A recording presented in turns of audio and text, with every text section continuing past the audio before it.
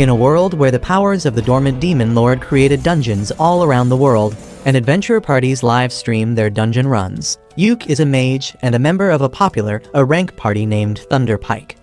All their members are strong, and they easily clear all the dungeons they enter. However, not everything is well with their teamwork once they are outside of the dungeon. Yuke feels like he is not being paid fairly for his work, and after a successful mission, he tells his party members that he is going to quit Thunderpike. The party leader Simon and the other members tell him to stop being such a whiny because he doesn't even join the fight and just stays in the rear, burning through their items and scrolls. They claim that they will be fine without his little support, and that is the final nail in the coffin. Yuke finishes his drink and then declares that he is going to quit the party forever, and they can go and shove their rank tag up their butt. The next day, Yuke goes to the Adventurer Guild to register himself as unemployed. Just as he finishes filling the form and hands it to the receptionist, a redhead hoe suddenly lunges at him and hugs him tightly. She calls him teacher, and when Yuke sees her, he recognizes her as Marina, a sword mage whom he guided before she took her adventure test. Marina thanks Yuke for helping her earlier, and he asks how things are going for her. She tells him that everything is going well, and then learns that he is on the job market right now. Marina gets really excited on hearing that, and this thirsty bitch immediately asks Yuke to join their party. Yuke goes to meet with her party members, who were also his students along with Marina. The Elf Ranger Silk and the Priestess Rain are both glad to hear that Yuke is interested in joining their party, but they ask him if he is fine joining a D-rank party that is just starting its career. Yuke tells them that he is fine with that because hustling like a rank parties is not for him anymore. He says that for difficult quests and dungeons, he used to invest a lot of money in consumable items, so he didn't earn much. But with D-rank quests, he will be able to save a ton. With that, Yuke officially joins their party, and learns that the girls were planning to complete a quest to mine some magic iron ore today. They head to the dungeon to mine the magic ore, and Yuke feels nostalgic remembering how his journey began. He tells the girls that they can easily find the magic ore on the 6th floor of the dungeon, but they tell him that they are afraid of fighting the boss monster on the 5th floor, so they'll pass. Yuke suggests they can try looking for the ore on the 4th floor first, and they head into the dungeon. Marina has brought her grandpa's walking stick along to search for traps, but that is slowing down their pace, so Yuke decides to take the lead. He shows the girls a magic lantern that can easily detect any low-level traps, and because of that, they quickly explore the dungeon. Yuke begins recalling how this was the first dungeon he visited along with his former party Thunderpike 5 years ago, and their warrior was seriously wounded by the traps. Suddenly, he senses a monster and tells the girls to get ready to fight. They reach a room where wolf monkeys are waiting for them. Silk shoots down one of them quickly, and then Marina rushes ahead to deal with the other two. Yuke casts physical enchantment magic on her to greatly improve her abilities, and then snares the monsters to stop them. Marina easily cuts through the two monsters, and she is shocked to realize how easy it was with Yuke's magic. He tells her that he cast 3 types of enchantment spells on her at once, and everyone is impressed because doing 3 spells at once needs a lot of skill. Soon, they reach the entrance of the 2nd floor, and after checking their equipment and stamina, they head downstairs. Suddenly, a group of zombie miners attack them, and it is Rain's turn to deal with them. Silk and Marina try to fight against the zombies to buy time for her to finish her incantation, and Yuke casts a protective spell on everyone so that the zombies can't even come close. This gives Rain enough time to complete her spell, and she blows away all the zombies with her holy magic. Everyone starts praising her, and Yuke remarks that using holy magic on such a scale costs a lot of mana. He uses a skill called Refresh Mana on Rain to charge up her mana reserves, and she is astonished to learn that Yuke can use it. She tells her friends that it is a rare spell that only red mages like Yuke can use, and with just this spell, one can instantly be admitted to an A-rank party. They are all amazed, and Yuke tries acting down to earth by saying that he is nothing special. They walk ahead, and he keeps pouring holy water on the ground so that the zombies don't attack them after being revived. Silk thinks that it is going to be really expensive, and they don't have the budget for that, but Yuke tells her to relax because he brewed it himself. This shocks Rain because Yuke is not even a priest, but he replies that he can use the purified ashes of the zombies to make holy water using alchemy. Soon, they reach the 4th floor, and Yuke says that they can find the magic ore on this floor. But before going any deeper, he wants everyone to rebuild their stamina by eating something. For that, he pulls out a whole ass stove from his magic bag, which makes the girls excited. Yuk tells them that if they work hard, they can afford their own magic bag someday. He begins cooking egg and bacon for them, and then pulls out a magic pot that magically creates seafood soup for them. The housewife inside Rain gets wetter than the soup itself on seeing a pot that cooks food itself, and Yuk says that he found it in a high-level dungeon and it cost a lot to be repaired. After that, they start eating, and Silk notices that the food has extra mana. Yuk tells her that cooking is basically alchemy, and he put extra effort to empower them for mining the ore later. Soon, they find a giant rock lizard which has mineral ores on its back. Yuk slows it down with his magic, and then Marina uses her ultimate attack to kill it. She is really exhausted by using her ultimate just once, but Yuk replenishes her mana and tells her to keep practicing the skill. After that, they begin mining the ore on the defeated monster's back, but they need more, and Yuk suggests that they go to the 5th floor and defeat the boss to get what they want. The girls are afraid because the boss is a tough monster, but Yuk tells them that he will use his full power to help them. Once they reach the boss room on the 5th floor, Yuk tells the girls that he will fight alone to show them his skills. He then takes out a floating camera artifact to record the gameplay of the boss fight, and Marina suggests that they should livestream it cause it will be fun. Yuk decides to YOLO it, but then he asks the girls the name of their party to tell in the broadcast. They nervously tell him that they haven't thought of a name yet, but then Marina comes up with the name Clover on the spot. She says that the 3 girls are the ordinary leaves of the clover, and Yuk is the 4th and the lucky leaf. Everyone likes the name, and then Yuk asks the girls if they also want to feature in the first live stream of their party. They are fine just watching him, so Yuk enchants himself and then activates the live streaming mode on the camera. After that, he opens the door to the boss room and heads inside to see the giant ugly steel crab. The crab attacks him instantly, but Yuk slips from its claws and then uses 5 disabling spells to blind, poison, and paralyze it. The crab tries to attack indiscriminately, but Yuk just uses gravity magic to crush it instantly. He ends the live stream with that, and Marina immediately hugs him, almost breaking his bones in the process.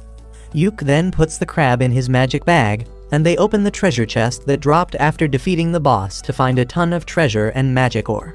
After that, Yuk and his party head back to the city in a carriage. He acts polite and asks the girls how do they rate their new party member on a scale of 1 to 10. All the girls are really impressed by his overall skills in the dungeon, but Yuk thinks that they would be uncomfortable to see someone who is older than them suddenly become a party member. The girls tell him that it is not like that at all, and suddenly, Silk has a brilliant idea. She tells Yuk that he should become the party leader because he is the most experienced and powerful out of them. Yuk is flustered because he doesn't think it is right for a newcomer to become the leader, but the other girls agree, saying that their party was officially formed when they decided to name it Clover, and that makes Yuk a founding member. When the girls keep on pressuring him, Yuk finally folds and agrees to become the party leader so that he can keep everyone safe. On the other hand, his former party, Thunder Pike, is having a hard time in the dungeon. They have got an archer to fill Yuk's place, but he can't support them like Yuk used to. They struggle against a pack of monster wolves, and even the newcomer throws shade at them, asking why the hell they came to such a high-level dungeon if they are so weak. Suddenly, the witch gets bitten by a wolf, and though the party leader manages to free her, the priestess doesn't have enough mana to heal her. The party decides to retreat immediately, and as the witch lies bleeding, the priestess is still waiting for her mana to recharge. They don't have mana potions or even healing potions because that used to be Yuk's responsibility, and none of them thought to pick it up after he left. The new guy has a healing potion, but he doesn't give it so easily because he expected a rank party to have better management. Meanwhile, Yuk and his party are celebrating their first mission's success. As they drink, Yuk tells them that the reward from the quest was nothing special, but he got a lot of money from selling the corpse of the steel crab. He asks the girls about the division of money among them, and Silk tells him that they put everything in the party fund and use an allowance system for buying necessary things. She explains that they are saving money to buy their own house one day, and Yuk likes the idea. At the same time, his former party is at the same inn, and they are griping and complaining about their failure today. They blame it all on the new guy, saying that he should have been prepared better to help them. The archer gets pissed off that they are treating him like an errand boy, and says that he never thought that the famous rank party would be a bunch of sisses who can't even wipe their ass themselves. He tells them that he is quitting their party immediately, and Yuk turns around just in time to see it. He doesn't want to give any attention to his former party, so he tells the girls that after every successful quest, they will take 2 days to rest and recover. He says that he will stock up the useful items in the meanwhile, and they can head to another mission on the 3rd day. Suddenly, the inn begins to display the livestream video of Yuk defeating the steel crab that has gone viral within half a day. Everyone is interested in Yuk and his party because he defeated a boss monster with just debuff spells. However, this pisses off his former party members who think that Yuk is playing in the lowest league to improve his KD ratio. Turns out they are not the only people jealous of Yuk, because a fat and ugly noble is also cursing him from afar. Anyway, 3 days later, Yuk reaches the guild to pick a quest that is easy enough for the girls, but gives a good reward as well, and the receptionist suggests him a C-rank quest to get magic stones from a waterfall. She says that it should be a D-rank quest, but some strange monsters are roaming around the region recently, so it has become more difficult. As Yuk is in the middle of thinking about it, the girls come running there, and they agree to take the quest without even asking about it. Only after the receptionist leaves to register the quest does Yuk get a chance to explain that they may have to face a monster during the quest. The girls still decide to take the quest to earn more points and money. Yuk tells them to get ready and meet him in 30 minutes, and then the receptionist comes with a receipt of the quest. She tells Yuk to livestream his quest fights because he has become a minor celebrity after his last livestream. He leaves the guild with that and immediately senses someone following him. He leads the stalker into a shady alley, and it turns out to be the jealous ugly noble. Yuk asks him if he has any business with him, and the noble pulls out his sword, telling him to leave Clover immediately. Yuk uses a snare spell on him discreetly, and then asks the fatty if he is out of his mind for telling the leader of the party to quit it. The fatty tells him that he found the girls first, and he will join their party to become their sugar daddy. But Yuk thinks that he is just a junkie who has had too much magic shrooms today. He refuses to leave the party and walks away, and as the noble tries to attack him, he trips on the snare spell and knocks himself out. Once Yuk joins the girls to go on the quest, they tell him that the fat incel had approached them a few days earlier, and he offered to join their party like he was helping them out. However, his skills were mid, and they decided to ignore him since he wasn't taking no for an answer. Yuk also thinks that the guy must be dumb if he can draw his sword so casually in the streets, and he decides to report him to the guild once they return. After that, Yuk brings up the topic of their quest, and says that while the quest is really simple, they may have to deal with some wild beast-type monster. The girls tell him that they have been to the area around 2 months ago, but they didn't face any monsters back then, and there were no ordinary animals around either. The second part worries Yuk, and he says that the only reason all animals run away from the forest is because of a strong monster. He tells the girls that the monster was present in the forest that time too, but they were lucky enough not to encounter it. He says that as soon as they reach the forest, he will start recording everything, and if they run into the monster, he will live stream it. It will be the best if they win, but if they lose and have to run away, he wants the video to be live so that the guild can see them and send help on time. Soon, they reach the forest and Yuk starts recording as they walk inside. He walks at the end of the group because wild beasts attack any group from behind, and tells the girls not to worry about him because he is wearing a special warlock armor that gives him very high defense stats. They reach the waterfall soon, but then Yuk senses something and immediately turns the live stream mode on. Just 1 second later, the monster terrorizing the forest comes out, and to Yuk's horror, it is a high-ranking monster called the Zarnag, which is found in the deepest level of high-ranking dungeons. Everyone panics on hearing that, and Yuk steps in front of the girls. He tells them that they need to escape immediately, because they will die if they fight against the Zarnag. He decides to stay back and stop it till the girls reach safety, and the guild sends backup. But suddenly, Marina draws her sword, telling Yuk that she isn't leaving him behind. Silk and Rain also agree with her, and they begin using their abilities to slow down the monster so that they can kill it. Yuk has no choice but to let them in on the action, so he first enchants their physical abilities.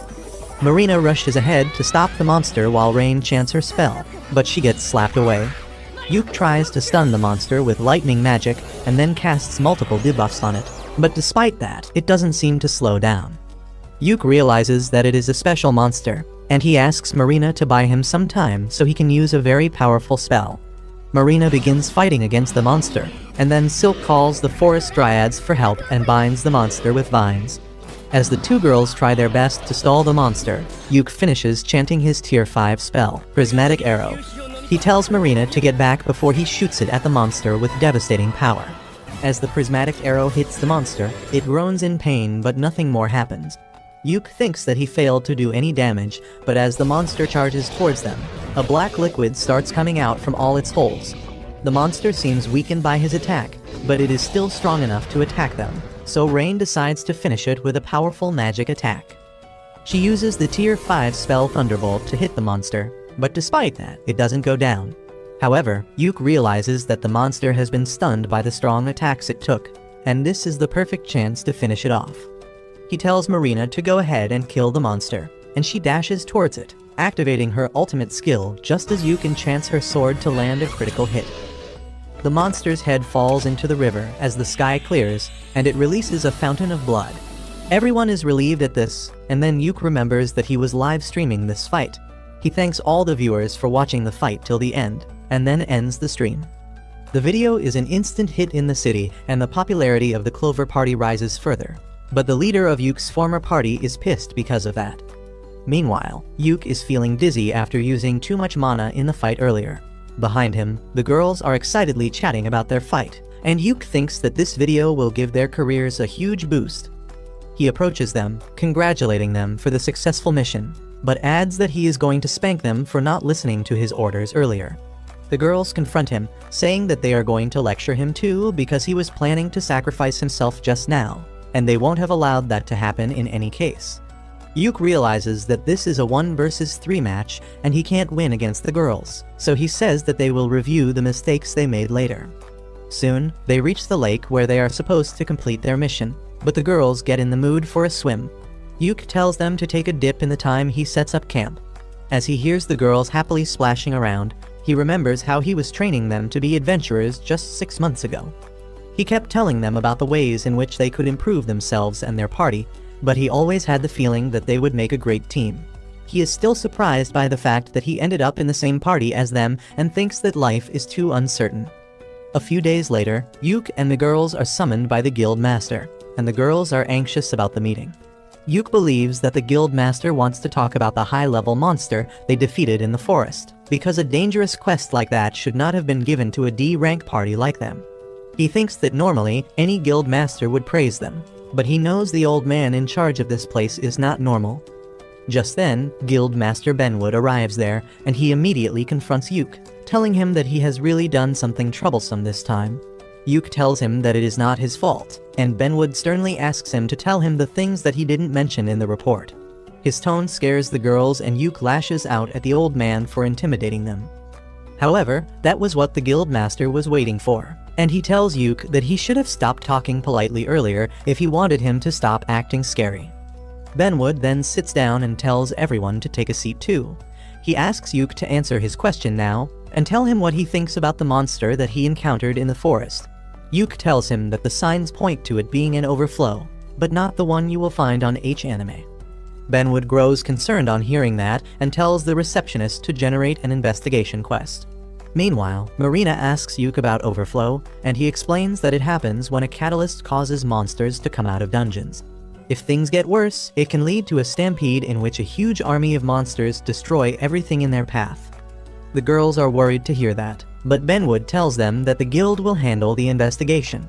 He then bows down to the 4 of them and apologizes for putting them in danger. The girls are taken aback by that and say that they were fine because Yuke was with them. The old man says that he watched the stream and he thinks they are quite skilled too, which is why he is going to promote them to C rank. The girls are delighted to hear that, and then Benwood turns to Yuke to give him another good news. He is being promoted to a rank because the prismatic arrow spell he used during the fight is a new spell he created, and all the guild officers believe that he should be promoted.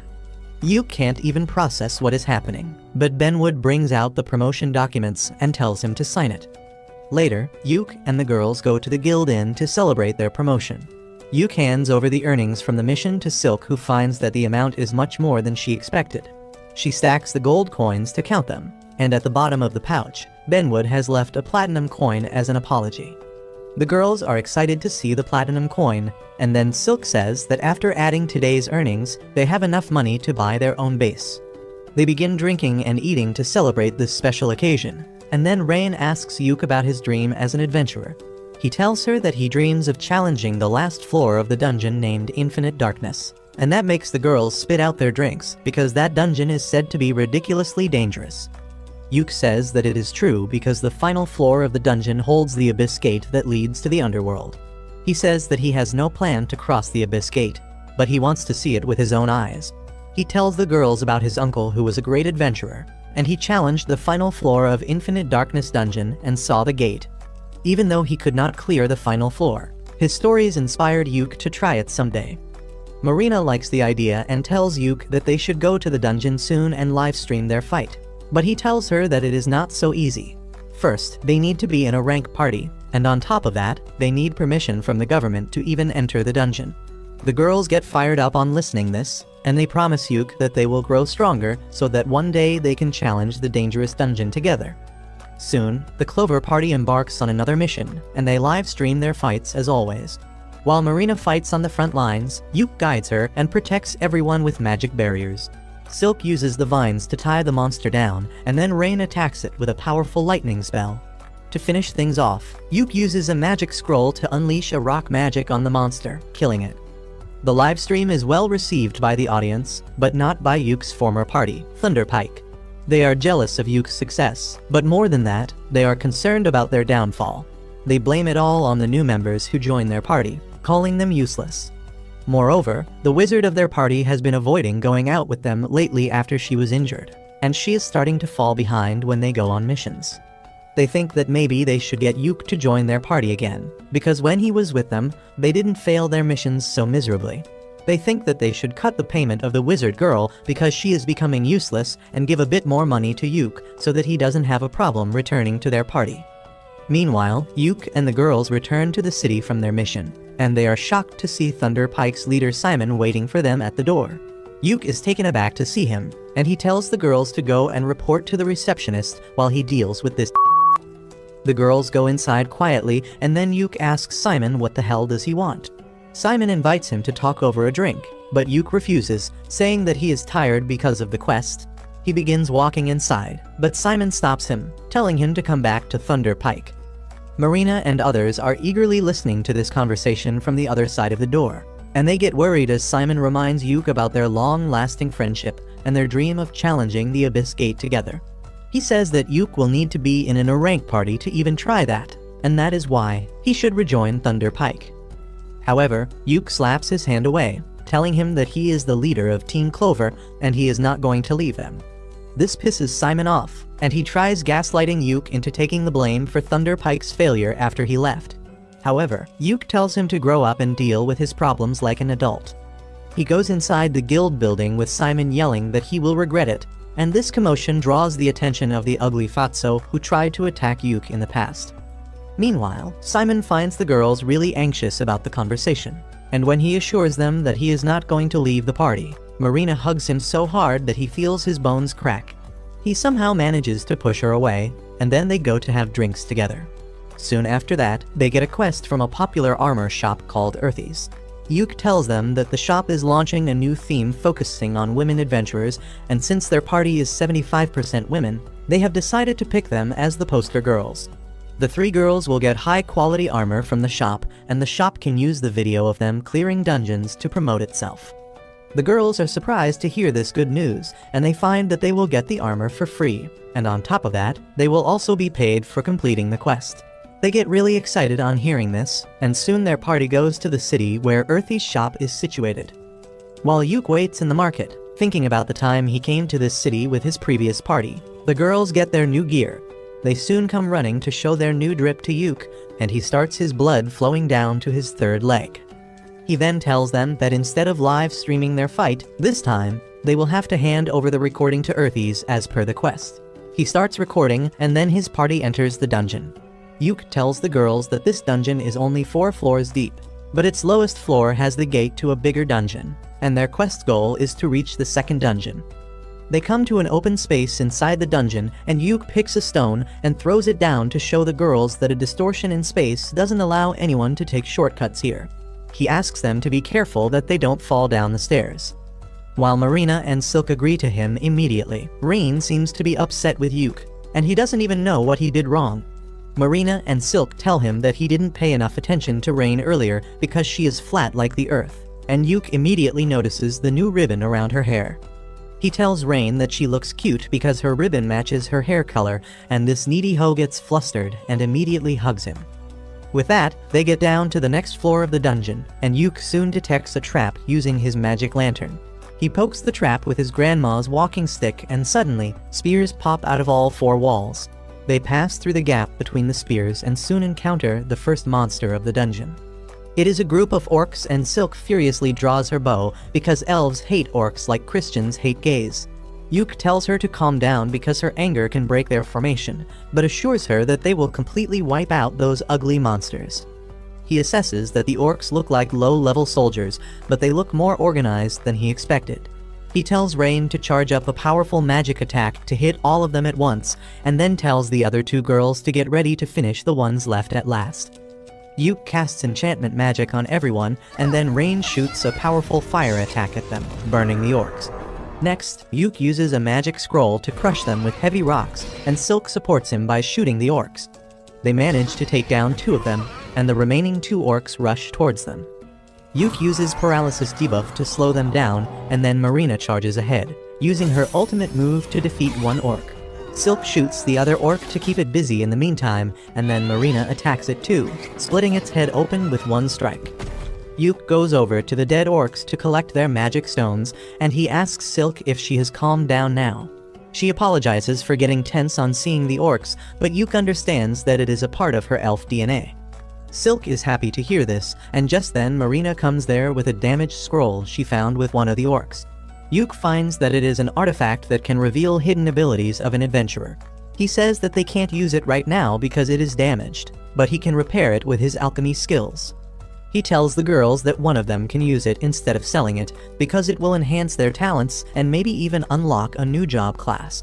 Both Silk and Rain tell him that he should let Marina use it since she has only one job class. As Marina is daydreaming about what job she will get, a treasure chest suddenly appears before them as a reward for defeating the orcs. Later, as they take a lunch break, they find that the treasure chest had a magic bag inside it, and everyone decides to give it to Rain because supporters like her need it more. After that, they head to the fourth floor of the dungeon, and Yuk tells the girls that the entrance to the second dungeon used to be guarded by a boss monster, but it has been many years since one was last seen.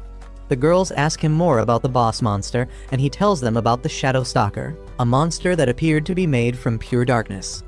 Marina spots something exactly like that in the distance and asks Yuk if he is talking about that, and he is stunned to see that there is a real Shadow Stalker in the dungeon. He focuses his camera on it because Shadow Stalkers are really rare to find. He thinks that the Shadow Stalker won't reach them quickly because no one can just jump down from a higher floor. But the boss monster decides to prove that he is built different. He jumps down and shatters the invisible barrier that prevents anything from taking a shortcut. Yuk panics and realizes that they have no choice but to fight. He immediately pulls out a scroll to cast multiple enchantments on the girls, but the boss monster sends a dark wave towards Marina, shattering her barrier and knocking her out. While Rain heals her, Yuk and Silk take a stand against the Shadow Stalker. Yuk charges at it, and as the monster destroys his barrier, he understands that it can destroy magical shields. He uses an illusion spell to distract the boss monster with a clone while he reaches behind it, and then puts 3 offensive enchantments on his sword to attack. However, just as he is about to hit the boss monster, it uses a curse spell to completely freeze his body. Yuk realizes that this monster is really strong and intelligent, and they have no way to beat it. He wants to tell the girls to run away, but his body is frozen and he can't even utter a word. The girls panic on seeing their leader being taken down, and then the Shadow Stalker sends a dark storm towards them. Rain blocks it with a holy shield, and then Silk summons strong vines to attack the boss monster. It dodges everything and then attacks Silk from behind while Rain is busy trying to revive Yuk. Luckily, Marina is back in action. Silk takes the command in Yuk's absence and tells Rain to enchant Marina's sword with Holy Element. Rain does that, and Marina tries to attack the boss monster from up close, but it keeps dodging everything. Rain uses a wide-range spell to attack him, but the boss disappears and then appears near Marina and Rain, injuring them with his sharp claws. Next, he uses powerful magic to shoot dark magic beams at the girls from all sides. But just as all hope seems lost, Yuke comes back to his senses and uses a scroll that creates a holy shield around them. He throws away the high-level artifact that protected him from lethal damage and tells the Shadow Stalker that it will pay for hurting his girls. He immediately casts 1,000 snare circles on the ground, and no matter how hard the monster tries, he cannot avoid them all. He keeps slipping, and then Yuke uses all the debuff spells he knows to weaken it. He then uses a healing spell to get all the girls in peak shape. Next, Silk uses a tier 4 spell to bind the boss monster in strong vines, and then produces sharp thorns to pierce it all over. After that, Marina attacks it with her ultimate move, and finally, Rain casts the purification magic to exorcise the monster made of darkness. The fight is over with that, and Marina immediately runs to hug Yuke and crush his ribs. After that, Yuke asks Rain what did she learn about the Shadow Stalker from this fight, and she reveals that he was a zombie with an incredibly dense mana that should not be possible naturally. She believes that this is the clear sign of an overflow, and everyone gets worried. Marina and Silk suggest that they should start a live stream to inform everyone about it, but Yuke is against that. He says that they are wearing armor that has not been made public yet, so if they reveal it without the permission of their client, it would be problematic. He thinks that they should just reach the second dungeon and complete their quest so that they can inform the guild about it quickly. He starts moving ahead, but Rain stops him and heals the injury on his face before they continue their quest. They soon come to the gate to the second dungeon and end their mission by touching it. Later, they return to the city, and Yuke reports to the guild about the existence of the Shadow Stalker.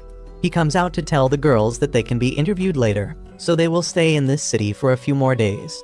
They are really excited to hear that and tell Yuke that they should go sightseeing in their free time, and he gladly agrees. On the other side, Yuke's former party, Thunder Pike, is having a hard time ever since he left.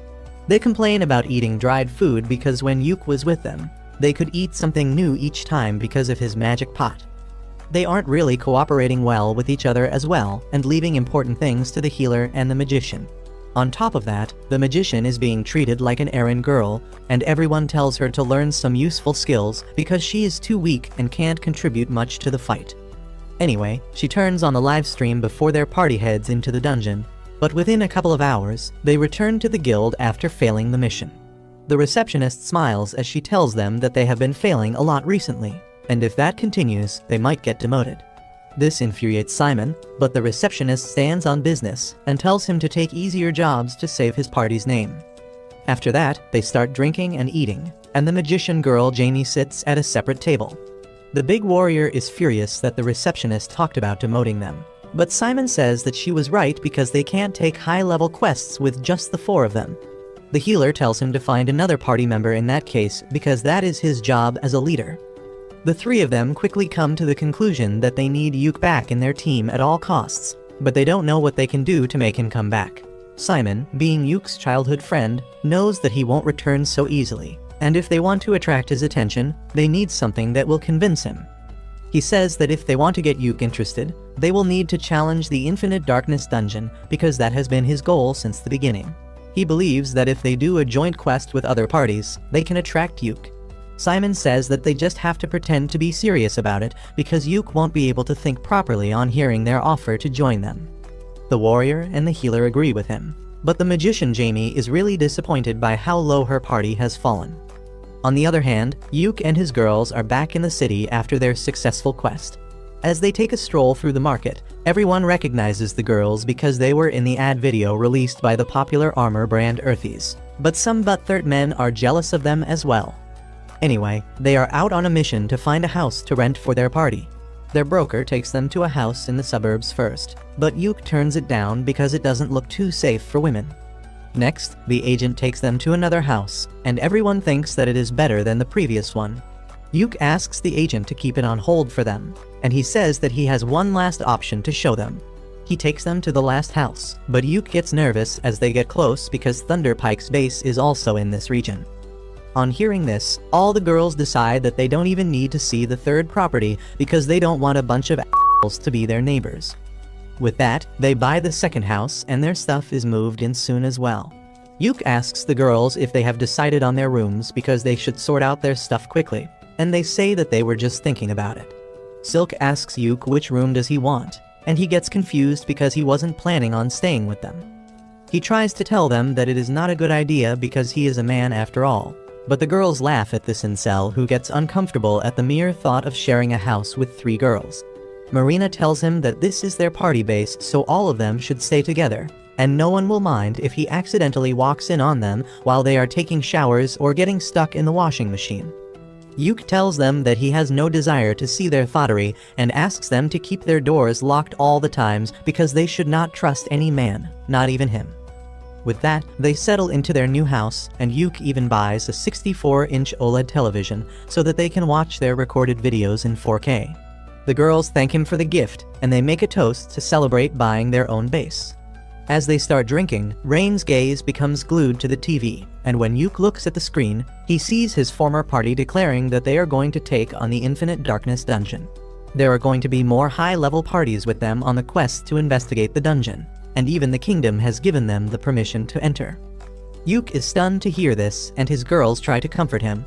He tells them that he doesn't have any FOMO because the dungeon is going to be there even after this mission. He says that he wants to explore the bottom floor of the dungeon and reach the Abyss Gate, but now he wants to do it with his girls. He tells them that they don't need to worry about anything, because they will reach the dungeon one day, and then they will live stream their greatest adventure. As they start eating and drinking again, a letter slips in through the door and Yuk finds that it is from the guild. He goes there immediately, and the receptionist gives him an invitation letter from Thunder Pike, who wants him to join their party for the exploration of the Infinite Darkness dungeon. They promise to make him a permanent member after the quest, but Yuk wants nothing from them, and he asks the receptionist to reject the invitation on his behalf. After that, Yuk and Rain go grocery shopping, but Simon finds them there. He is furious because Yuk denied the invitation to join their party and asks if he has forgotten his dream to explore the dungeon. Yuk remains calm and tells him that he is proud that his former party is going to explore the hardest dungeon and wishes him all the best.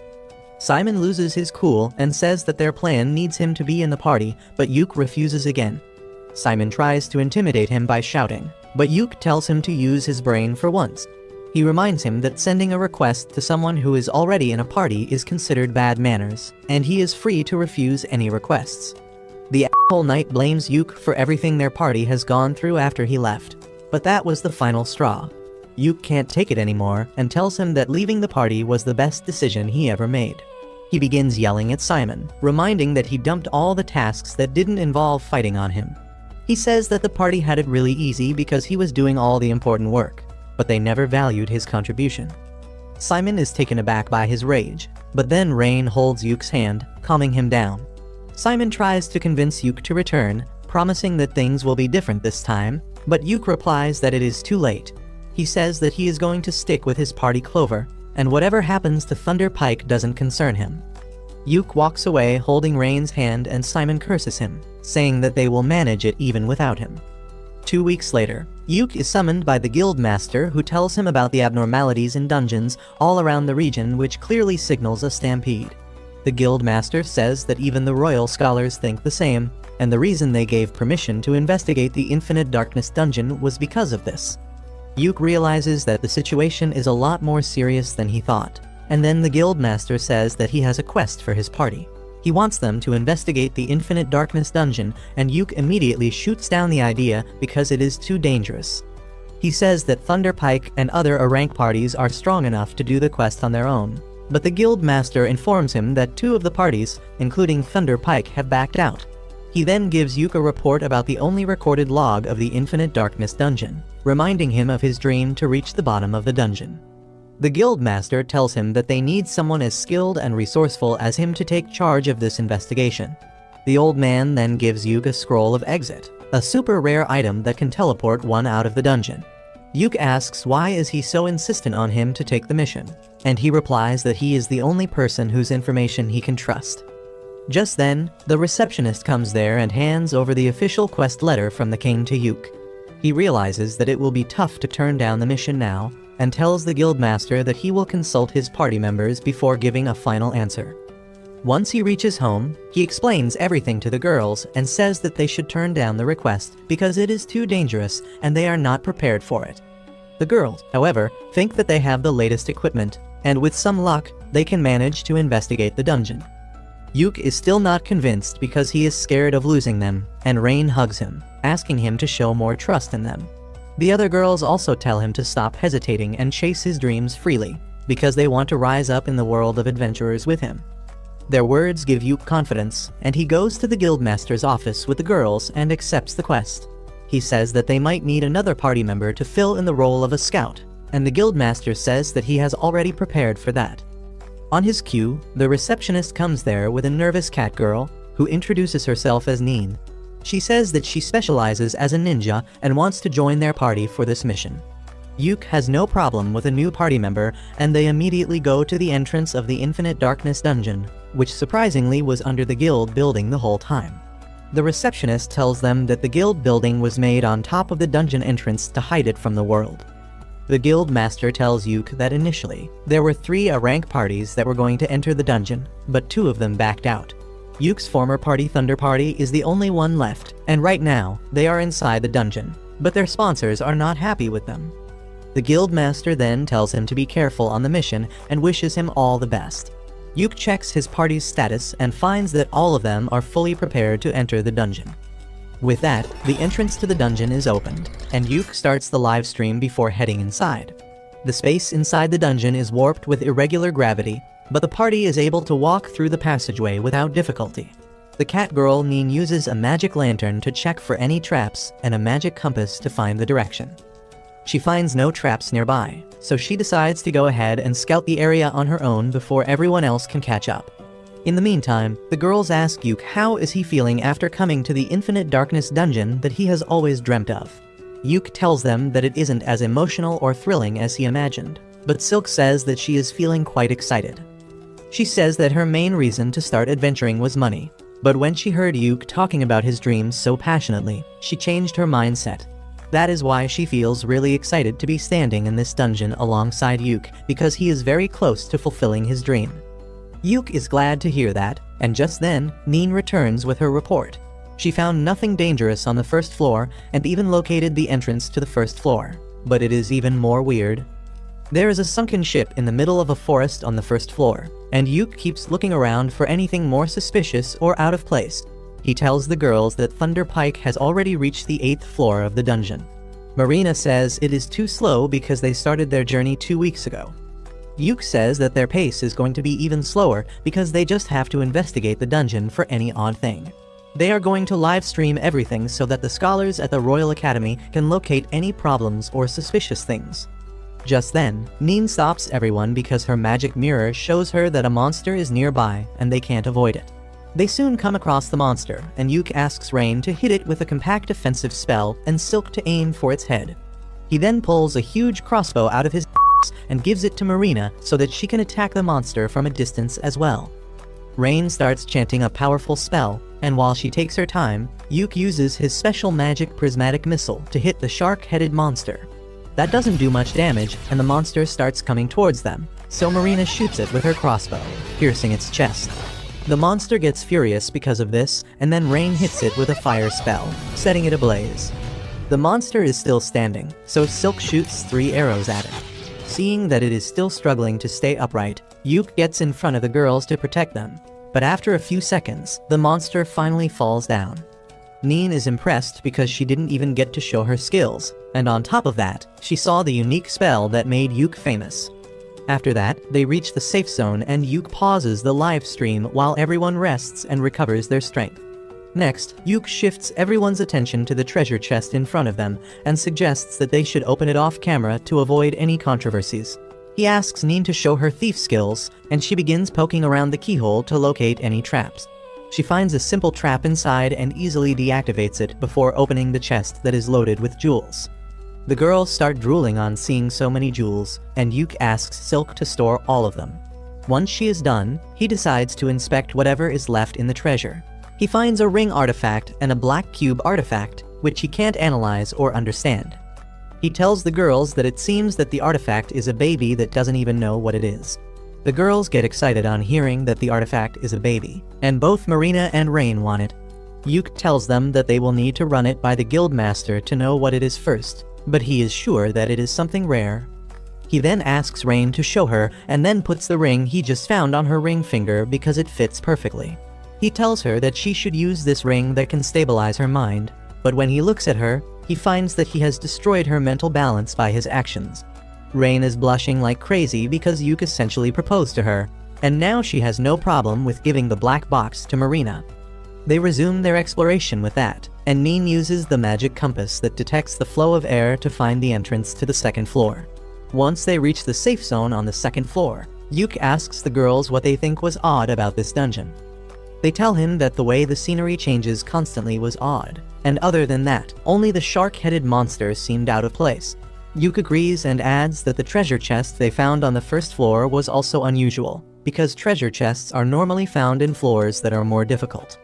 He thinks that there must be some relation between the shark monster and the treasure chest being found on the first floor, and decides to think about it later.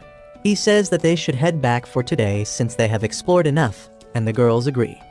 They walk back to the dungeon entrance, but then Nin senses someone coming towards them. It turns out to be Yuke's former party, which has got 2 new members for this mission. Simon acts arrogant as he tells Yuke that if he was going to come down here anyway, he should have accepted their invitation. Yuke replies that he was not going to fall for his scheme, and then reveals that they are here on a formal mission from the king. The other members of Thunder Pike get furious for no reason and call Yuke an ungrateful bastard, but Simon acts like they are partners on the same mission. He tells Yuke to hand over the livestream recording and all the items he has gathered to Thunder Pike because they are in an alliance now.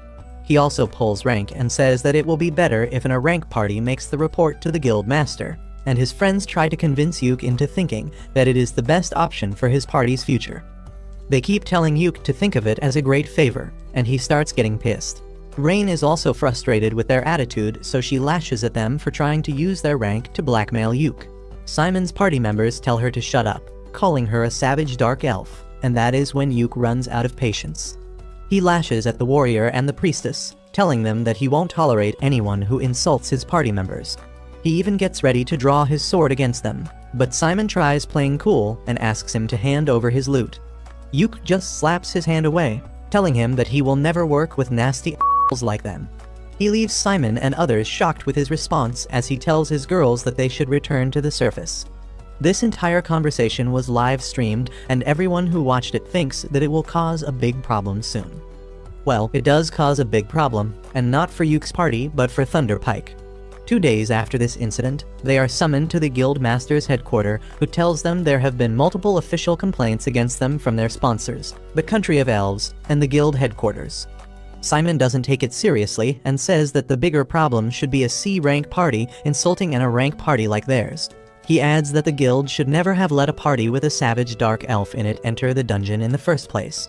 But the guild master punches this racist piece of shit before he can complete the sentence. The guildmaster walks towards him as he says that since an A-rank adventurer like him made racist remarks against a dark elf on a live stream, it has harmed the reputation of their country. He grabs Simon by the throat, saying that his actions can cause serious problems between their country and the elves, and to prevent that, Thunder Pike will have to do an apology stream. Not only that, they will be put on trial, and in the worst case, they may be exiled forever. He lets him go with that, and Simon says that it is an unwise decision because if they exile an A-rank party, they won't have anyone to explore the dangerous dungeon. The guild master reveals that there will be no problem because Yuke's party has been given a temporary A-rank for this mission, and they have already shown great results. Despite this warning, Simon is not ready to apologize to anyone, and he curses Yuke for setting him up with his livestream. As he is busy cursing him in the middle of the street later, the fat ugly noble comes there and tells Simon that he has a way to get revenge on Yuke that will benefit them both. On the other hand, Marina approaches Yuke because she has figured out the use of the black box artifact. Yuke is eager to learn how a dumb like her could discover it, and Marina replies that after she spent enough time with the box, the idea came to her naturally. However, she can't use it by herself, and she needs Yuke's help to fully activate the artifact. He thinks that it needs a touch of his alchemy skills, but instead, Marina just asks him to hold the box and think about her. Yuke thinks about Marina as a fighter, and suddenly, the black box transforms into a special sword designed just for her. Marina is overjoyed to see the sword, but Yuke doesn't even understand what is happening. Marina refuses to explain things to him, and just says that the black box was like a baby. and it needed a mom and a dad before it could start functioning. Yuke gets embarrassed on hearing that, while this psycho bitch starts cuddling with the sword itself. The next day, Yuke and the Clover Party go to the Infinite Darkness dungeon again, and he turns the live stream on in advance. He then tells the girls that their mission for today is to reach the stairs in the 3rd floor of the dungeon, and they will decide whether to explore more or return based on what they find there. They quickly cross the 1st floor without issues and then reach the 2nd floor, which is much different than they expected. It is a vast grassy plain, and even the sky is there despite them being inside the dungeon. Everyone is left astonished by this sight, but Yuke tells them to take a deep breath and calm themselves. He says that there are records of some dungeon floors copying the outside world, but they are always found deeper than the 20th floor. He wonders if this floor is like the outside world because the dungeon layout changed, or if the lower floors of the dungeon are moving upwards because of some irregularity. No one has any answer to that yet, and Yuke decides to find more about the floor first. He asks Nin to do her thing, but her compass that tells the wind direction is not working because the wind here is too strong. Rain suggests that she can use her telescopic eye spell to scan the area quickly, and Yuke tells her to go ahead. This thirsty hoe climbs on his shoulders, and he begins melting under her thick thighs. Rain then uses her telescopic eye spell to look far away and finds a house in the distance before her eyes get tired. Yuke decides to check the house out, and on the way, he tells the girls that ruins are commonly found in dungeons, but a complete house appearing is a really suspicious thing. Moreover, he is worried about the sun in the sky. He believes that it is some sort of artifact that is giving them light and heat, but if it is designed to work like the real sun, it may set when night arrives. He thinks that it may be one of the dungeon floor mechanisms, and suggests that they take action while the sun is still shining. Soon, they reach the house and surprisingly, it looks newly built. Rain can't sense any mana coming from it, but Yuke refuses to believe that it is a normal house. Suddenly, the house door opens and an old woman comes out holding a tray with tea and pumpkin pie. She treats Yuke and the girls as guests and asks them to come and have tea with her, but they are incredibly alert now. Yuke refuses her offer, saying that they don't think they should come inside her house because it is suspicious, and the old woman says that he shouldn't resist because it is going to be night soon. Just as she says this, the day turns into evening and the house starts growing bigger. Yuke feels strangely drawn towards the house but stops right before entering it, and the old lady reveals her true form to be a goth mommy. She tells Yuke that he is a smart one to realize that coming inside would have been dangerous, and then her house grows even larger, turning into a dark castle where she sits on her throne after turning into a lowly. Yuke realizes that the woman in front of them is Persephone, the ruler of the underworld. Persephone is again impressed by how smart he is, and says that she is going to trap his soul and that of his friends for her entertainment till eternity, and they can't do anything about it. Yuke suddenly kneels before her, respectfully greeting her and saying that he will meet her again when his time comes, but not today. Persephone reluctantly takes his word, but she puts a curse mark on him to always remind of his promise. With that, Yuke tells the girls to run back to the 1st floor immediately and uses physical enchantment magic, allowing them to reach the safe zone before the dark mist of the castle catches them. Yuke ends the livestream and his girls give him a mirror so that he can see the curse mark on his face. Rain examines it and finds that it is way beyond her level, and Yuke tells her that he will hit the temple as soon as they reach home to do something about it. They begin having lunch with that, and Yuke tells the girls that they were just in Persephone's territory, which is mentioned in the old myths where daytime is just like Earth, full of life, but when night comes, it becomes the underworld and everything reverses. Yuke suddenly comes up with a theory about the underworld being found in the dungeon, and says that it must be because of the abyss gate located at the end of the dungeon. He says that different worlds are connected to each other through the abyss gate, and the infinite darkness must be a special dungeon that can replicate those worlds inside it. He thinks that Persephone's world is one of such worlds, but the bigger mystery is how something so dangerous was present on the 2nd floor of the dungeon. Suddenly, Yuke comes up with another theory that states that maybe they did not go to the 2nd floor, but to the 30th floor, which is the last explored floor of the dungeon. Rain seems to agree with him, and she says that maybe the stairs are making them skip a bunch of floors and leading them to random floors instead of going in the proper order. Yuke wonders if they should use the scroll of exit to teleport outside right away, but the girls suggest that they should recover their strength and try to reach the floor above them before taking the extreme step. Yuke listens to their suggestion, and all of them go to sleep.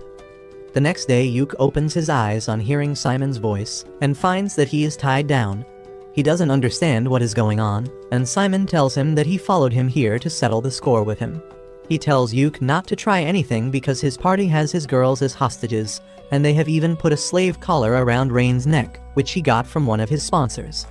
Yuke tells him that if word about this gets out, he will be arrested, but Simon doesn't care because he is already at rock bottom.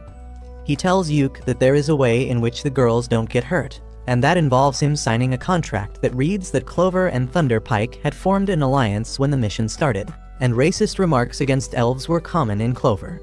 Thunderpike was doing just what they do, so the root of the entire problem is Yuke, who started it all. According to the contract, Yuke is going to take responsibility for everything and his entire party will be absorbed into Thunderpike to cover for the damages they have done. Yuke is aghast on reading all this, and he says that he thought Simon was just an idiot, but he turned out to be an absolute Simon kicks him for saying that, and then starts stomping on him angrily, saying that if he doesn't comply, he will give the girls in his party all the STDs he has, and then kill them. He then derails from the topic and starts cursing Yuke for the misfortunes of his party while continuing to beat him. The warrior from Thunderpike tells Simon to stop wasting his time there and share the girls with him, and to avoid that, Yuke decides to sign the contract. However, just as he is about to sign it, the dungeon begins to shake, and then the floor suddenly collapses. Simon and his friends fall down first, and when Yuke goes to help his girls, he finds that Simon has taken his magic bag. He can't do anything in this case, and the ground under them collapses too. However, the magician girl Jamie, who is finding it hard to keep up with the scumbags of Thunderpike, uses a spell to slow down their falling speed. Yuke thanks her for saving them, and Simon can't stop cursing her. Just then, a huge horde of orcs come out and Jamie immediately gives Simon his magic bag before waking up and freeing his girls. Simon uses a scroll to keep the orcs away, and then decides to use the scroll of exit to get out. He asks Jamie to bring Simon and others in range as well, and she asks if he is sure about it after all they did to him. Yuke says that the law will decide what to do with them, but Simon has other plans. He takes Rain hostage and tells Yuke to save him if he wants to see the girl. The orcs start attacking them and Marina and other girls hold them off. Simon once again tells Yuke to save him, but then Jamie tackles him from behind, letting Rain get away. Simon kicks her and then starts walking towards Yuke like a deranged lunatic, even abandoning his party members who can't move. Jamie shoots a magic bullet at his knee to stop him from hurting Yuke anymore. Yuke asks her to come now, but she refuses, deciding to accept her fate with her old party instead. Simon tries ordering Rain through the slave collar to obey him, but Yuke teleports his party away before that. Simon gets frustrated and desperate because of this, and he decides to put forbidden muscle juice into his body to fight against the orcs who are gathering around him.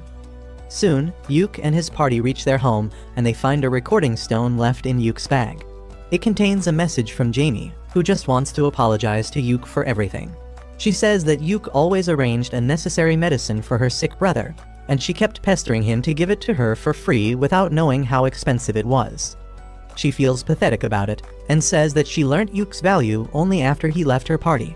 She thinks that if she had apologized to him sincerely earlier, he might have forgiven her and even let her join his party. Now, she thinks it is too late for anything like that, and that is why she is recording this message to make up for her past actions. Suddenly, Simon yells her name, and she abruptly ends the recording, but not before revealing that the list of the evil deeds of Thunderpike are recorded on the magic stone. Yuke feels terrible on seeing the message because after everything Jamie did to make sure he escaped the dungeon unharmed, he left her behind to die. Rain tries comforting him, saying that they had no other option, and then the guildmaster tells them that he just got a distress message from the Infinite Darkness dungeon. He plays the message on the TV, and it is just a voice note from Jamie saying that the dungeon is in a bad shape and the floors are falling apart. The guildmaster says that they are wondering if they should send a rescue team or not, and Yuke suddenly volunteers to go in and save Jamie. He asks the guildmaster to find another scroll of exit, but the old man tells him that he will be the one to decide if it is worth sending a rescue mission. He leaves the room with that, and Yuke tells his girls that he will go in alone to save Jamie, but the girls tell him that they too owe their life to Jamie, so they will come along. Yuke then decides to do something about the slave collar around Rain's neck, and he recites an unknown spell to deactivate the collar. Everyone is surprised to see this, and Rain says that she has never heard of a spell like this. Yuk believes that it is some sort of dark magic spell that was forced into him by the goddess of death Persephone along with her curse mark. While the girls are worried about him, Yuk thinks it is a good thing that he got the attention of the goddess of death. With that out of the way, he starts planning the rescue mission, when someone suddenly starts knocking at his door quite violently. Yuk opens the door and finds the fat, ugly noble there, who tells him that he should have opened the door quickly for his master. Yuk tells him to get the hell away from his home, and when the man tries punching him, he just kicks him where it hurts the most. His guards try to attack Yuk, but Marina and Neen quickly knock them out. The incel is shocked to see that the girls can still go against his orders because he is sure that Simon put the slave collar around Rain. He takes out the remote control and starts calling for Rain, and she soon arrives at the doorstep. The incel gets happy, thinking that she is obeying him, but Rain hits him in the face with a crowbar, knocking him down. Rain agrees to let the bastard live because of that, but she puts the slave collar around his neck and takes the remote control from him, telling him that if he tries approaching her ever again, he will die in the most painful and embarrassing manner imaginable. The incel tries explaining himself to her, but she just stands by Yuk and holds his hand, saying that she belongs to him now. Even Yuk is surprised to hear this, but he decides to make sure that the fatty never even comes near Rain again. He walks up to him and uses a dark spell that will make his blood literally boil till he dies if he comes close to Rain. The fatty freaks out on hearing that, and then Yuk asks Marina and others to hand him over to the guards. Later that evening, Yuk and the girls have made all the preparations for the dungeon run, but they are still missing the scroll of exit, which is the most important item. Yuk fears that the guildmaster might not find another one in time because they are so rare, when a veteran adventurer named Lucent knocks on his door. He is there to give Yuk a scroll of exit, because he believes that rescuing friends from danger is one of the most important duties of an adventurer. With the scroll in his bag, Yuk decides to enter the dungeon again, despite the guildmaster telling him that the dungeon is going to be sealed by royal orders, and he will be punished for entering it. The old man asks Yuk if he even knows how to find Jamie in there, and he explains the theory that the stairways lead to different worlds, which are affected by the subconscious thoughts of the adventurer. The guildmaster and the receptionist remember their glory days when they raided the dungeon, and Yuk's theory makes sense to them. They tell Yuk all the best for his mission, and he just asks them to start preparing for a welcome party. With that, Yuk and his party enter infinite darkness, and they immediately run into some monsters. With Yuk backing the girls with support magic, they manage to defeat them quickly and reach the safe zone. As they walk down the stairs, Yuk keeps thinking about saving Jamie, and his trick works because the second floor turns out to be a terribly damaged copy of their city. Neen finds a blood trail, and they immediately follow it in hopes that Jamie is still alive. They find her unconscious near her apartment, but then, to their utter surprise, Simon comes out and tells Yuk that he was going to come looking for him anyway. Yuk can't believe that Simon is still alive, but Silk tells him that he is not. She can sense a dark and twisted mana coming out of his body, just like she felt from the Shadow Stalker, and she is certain that he is a zombie. Yuk finally understands that the fat incel must have given Simon a powerful artifact that turned him into a zombie so that he could still keep fighting even after his death.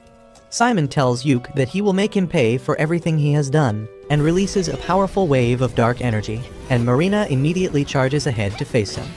Yuk quickly buffs her, and she manages to cut off Simon's arm before retreating. However, that is pointless because he immediately grows it back. He then releases another burst of dark energy towards Yuk, who uses a scroll to create a holy magic shield. Simon immediately charges towards him for close combat, but Yuk dodges his attack and tries to snare him, but that doesn't work. In the meantime, Silk and Rain use their magic spells to trap Simon, but he easily destroys them with his dark magic. Yuk immediately attacks him head-on, and Simon keeps yelling that he will kill him and destroy everything he loves. Yuk slashes him continuously, but Simon heals from everything instantly. Yuk takes a few steps back and decides to use his special spell Prismatic Missile to attack him. Simon takes the magic head-on and remains unharmed, confident that his immortal body will not be destroyed by it, and that is exactly what Yuk wanted. Simon's body suddenly starts bursting up in different places, and he begins growing uncontrollably from every place where an explosion occurs. He becomes an ever-growing lump of flesh and doesn't understand anything. Marina is also confused, so Yuke tells her that he used Persephone's power to modify the prismatic missile so that it stays active as long as the target is alive. Since Simon is immortal now, he will keep on suffering from the spell till eternity. Simon asks Yuke to stop his spell, reminding him that they are childhood friends, but he has nothing more to do with the bastard, and he walks away while Simon keeps exploding and growing like a cancer. Rain has been trying to heal Jamie in the meantime, but neither healing magic nor potions work on her wounds that were caused by Simon's dark magic. She has lost hope of surviving and apologizes to Yuke one final time before dying, but he tells her not to give up just yet. He uses Persephone's power to dispel all curses from her, healing her injuries instantly. Jamie faints as soon as her injuries are cured, but Rain is certain that she will be better now. Suddenly, the sky turns dark and a bunch of shadow stalkers spawn out of nowhere. They begin tearing apart Simon, and he keeps screaming in pain while his body continues to grow. Yuke bids farewell to the man who was once his friend as he uses the scroll of exit, leaving Simon to suffer in the dungeon for an eternity. 1 week after this incident, the guildmaster summons Yuke and Jamie to hand over their punishments. Yuke and his party's punishment is just a deduction of their score and a 1-month ban on any adventurer work, while Jamie's punishment is cancellation of her adventure license for 1 year. Neither of them can believe that they are getting off this easy, but the old guildmaster tells them to not think too much about it.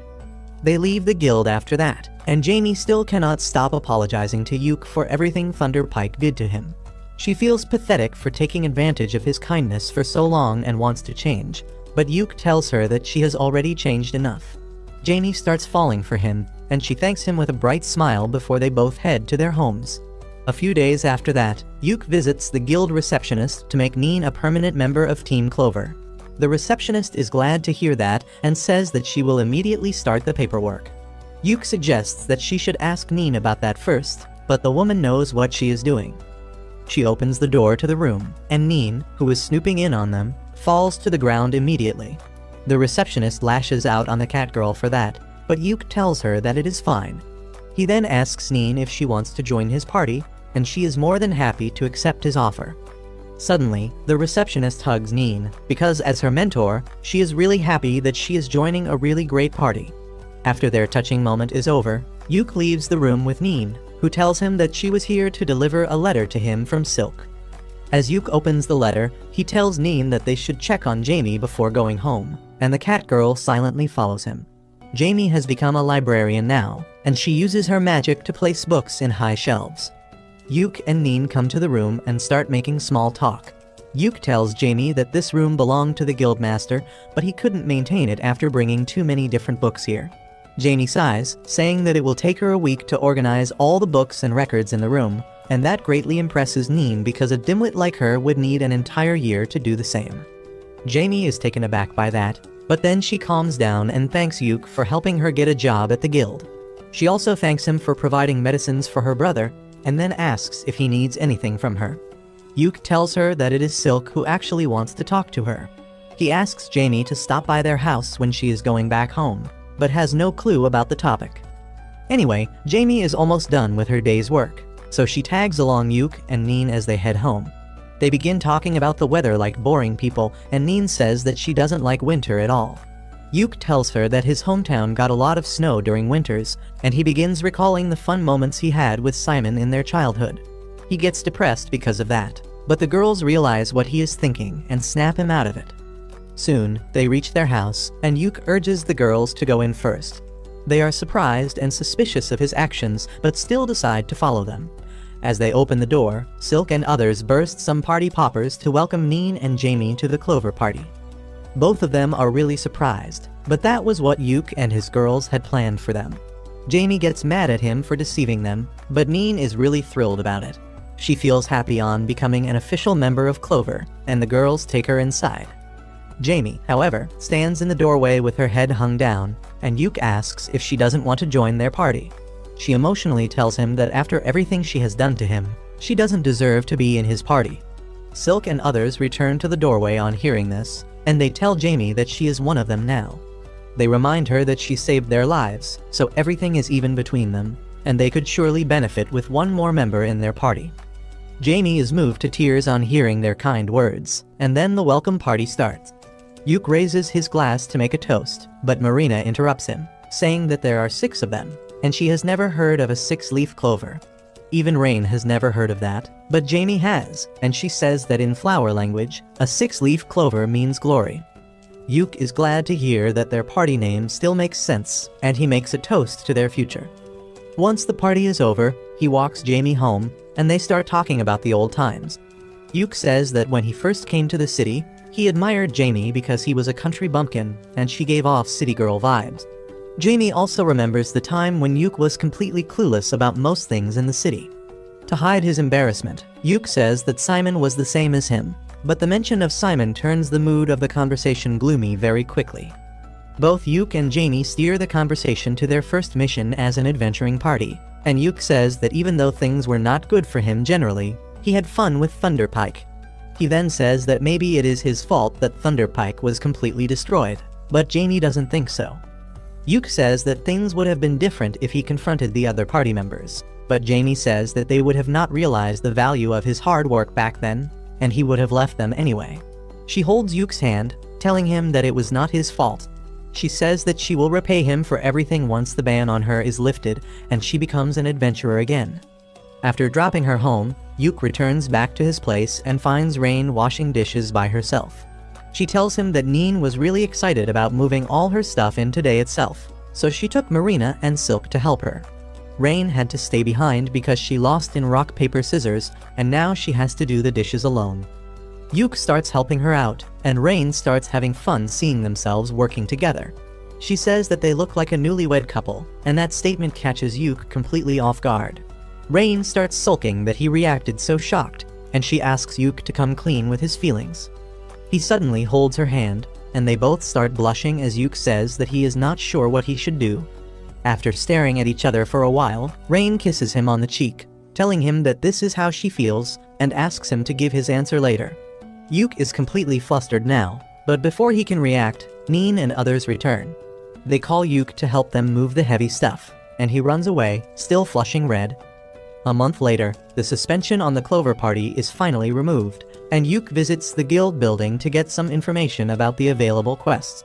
The receptionist has a little insider news for him, and she informs him that a new dungeon has been discovered recently. Yuk is shocked to hear that because the last dungeon was discovered 10 years ago. The receptionist tells him about the dungeon's location and says that it would be a nice place to do the comeback live stream of the Clover Party. Yuk begins thinking about it, and then the receptionist adds that the royal scholars think that the abnormalities with all other dungeons were because of the appearance of this new dungeon. Since the Clover Party did a great job investigating the Infinite Darkness dungeon, the scholars want them to investigate the new dungeon as well, and the kingdom has issued an official mission request for them. Yuk is surprised and thrilled to learn that the kingdom is giving his party another great chance, but he cannot give an answer to the request before consulting his party members. He returns home to share the information with the girls, but he only finds Marina doing maintenance on her gear, while the other 3 are busy elsewhere.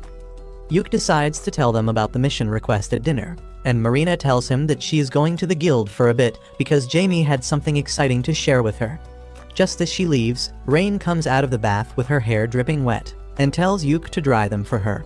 He does as he is told, and after that, Rain heads for a nap, inviting Yuk to join her, but he is a wimp to jump at the offer. Just then, Silk comes there with some coffee for him, and as they sit down to have a sip, Yuk decides to share the information with her first because she is the most responsible member of the party. Silk is also really excited to hear about the new dungeon, and asks Yuk if he has any details about the mission. He tells her that he forgot to ask for the details and decides to visit the guild once again. Silk asks him to visit Jamie in the guild as well, and invite her and her brother to the party they are throwing to celebrate the ending of their suspension. Yuk tells her that he will do so, and then Silk suddenly starts acting shy, asking him to take some free time and spoil her like he spoils Rain.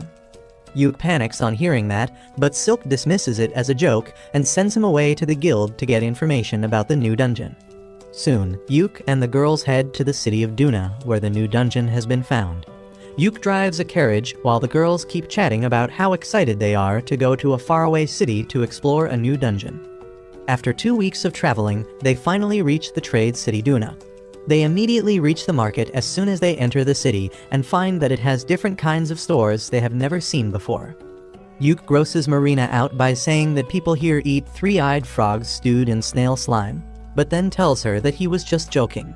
He suggests that they should try out the food in this city before they go on the dungeon exploration mission, and then promises Rain that he will visit an artifact shop with her too. Rain notices that a lot of adventurers are in the market, and Yuke suspects that the news of the new dungeon has already spread. He points out that there are even adventurers and soldiers from nearby countries here. The nation whose presence is felt most strongly is Salmuteria, a nearby country with a very strict social hierarchy. Yuke tells the girls that the people in Salmuteria are quite proud and rigid when it comes to their family and bloodline, so they all have unique designs on their clothing that show their family and status. Marina suggests that they are practically a family too, so they should also design matching cloaks and armbands for their party. Everyone likes the idea, and Yuke says that he will come up with something later. But then he begins to think of ways to make the matching accessories useful as well. Soon, they reach the Adventurers Guild, and while Yuke and Silk go to talk to the guild master, the rest of the girls decide to chill at the pub. Yuke and Silk meet the ugly old hag Maniela, who is the guild master of this city, and then Silk begins asking her about the details of the mission. Maniela tells them that they don't need to map the dungeon, but they are free to do so if they want. She also says that all the items that the Clover Party finds during its exploration are theirs to keep, but the guild will check them first and put them on a list in case they are dangerous. While Silk is talking with the old woman, Yuke keeps staring at her. She tells him to stop trying to appraise her because that is rude, and Yuke immediately apologizes. Maniela tells him that it is natural for him to beware of someone he has met for the first time, but she assures him that they are going to be honest business partners for some time now. She then tells Yuke that she is not just an ordinary old woman, but a member of the legendary party who reached the final floor of the Infinite Darkness dungeon. Benwood, the guild master from the previous city, was a member of the party, and so was Saga, Yuke's uncle who inspired him to become an adventurer. Yuke is astonished to hear all this, and then Maniela tells him to stop being so nervous around her. She wishes him all the best for the mission, and then gives him a map to the inn where she has arranged for his party to stay. Once they leave the guild, both Yuke and Silk try to relax because being with the old hag really exhausted them.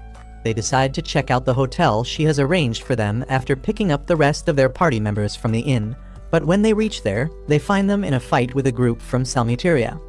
The people from Salmuteria speak a different language, but they are obviously pissed at Marina and others, who hold their ground and tell them to get lost.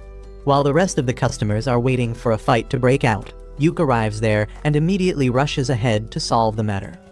Marina tells him that these bastards were trying to force them to pour their drinks, and then some. Yuke realizes that they were trying to aggressively pick his girls up, and he tells the men that they should stay away from his friends. However, his Salmuterian is not up to the mark, and he ends up telling the drunk men that all the women in his party are his wives, and he makes love to them every night. The men are taken aback by this and leave immediately, and only Rain really understands what Yuke just said. Once the fight seems to be over, the crowd disperses, but Rain and Neen are still furious. After that, Yuke leads the girls to the place they will be staying, and on the way, he explains that Salmuteria is the worst nightmare of all feminists because women are treated as property there. That is why the drunk men tried to force themselves on Marina and others, but they also have strict laws that can backfire on them if they try to steal another person's woman. Yuke explains that when he said that they were his companions, the men must have understood his point and left to avoid conflict. Marina, the submissive gets excited on thinking that Yuke called her his property, but he tells her that it is not what he meant. She tells him to quickly make matching cloaks for the party so that everyone knows they belong to him. Just then, Rain also tells Yuke that his Salmuterian was not correct, but instead of explaining what he really said, she begins to giggle uncontrollably. Soon, they reach their hotel, and the elf manager turns out to be a big fan of the Clover Party. She tells them that all their expenses will be covered by the guild, so they can order anything they want. Also, the entire hotel is reserved for them as long as they are going to stay here, and the manager tells them to pick any room on the second floor. Yuke and others thank her for her hospitality, and the manager decides to show them her hotel's speciality before they go to their rooms. She leads them to a hot spring in the backyard, and only Neen has seen one before. She eagerly tells her friends about how hot springs work and invites them to take a dip with her before having dinner. The next day, Yuke and Silk hold a meeting to explain their strategy for the upcoming mission. They say that they will follow the same pattern they used during the Infinite Darkness dungeon mission and livestream everything. Their goal is to fully explore the dungeon till the 5th floor, after which it will be open to the public. Silk explains that they only know that the 1st floor of the dungeon is partially underwater, and they can find a lot of water and bug-type monsters there. Moreover, they need to be fast while exploring the dungeon, because there are 2 other parties who will be sent on the same mission as them. Yuk tells the girls that they don't need to take part in this exploration race because the other 2 parties are more experienced than them, and if they try to compete, they might get injured. After explaining this, Yuk says that on the first day, they will aim to reach the 2nd floor and then cover the entire 1st floor to get a good idea of what the deeper floors are like. He then tells Neen that her airflow artifact might not be able to help her find the way out in the dungeon because of all the water, so she should come up with another way to find the proper way. After that, Silk tells everyone to finish their preparations by the end of the day because they will be heading to the dungeon first thing in the morning. The next day, they head to the dungeon's location, and Manuela is there to greet them at the observation center set up by the royal scholars. Marina asks her the name of the dungeon, and Manuela says that it has not been named yet because they don't know what is inside. She tries to encourage Marina by saying that her party might be the one to name the dungeon, and everyone gets excited on hearing this. With that, they go to the entrance of the dungeon, and Yuk starts live streaming to let the world know that Clover is going to explore a new dungeon today. The party enters the dungeon, and while Yuk and the girls are chatting excitedly about their expectations from the new dungeon, Neen finishes scouting the way ahead. Yuk asks her if she finds anything special, and the cat girl tells him that she saw something that she doesn't recognize or even understand. Everyone follows her, and Neen shows them the strange floating chains around the corner using a mirror. Even Yuk has not seen anything like it, but he suspects it to be a monster, so he tells the girls that they are going to attack it. He enchants their physical abilities before rushing at the chain monster, who begins attacking them as soon as they come in his range. Yuk uses his debuffs to slow it down, giving Marina and Neen the chance to attack it up close, but they don't do any damage at all.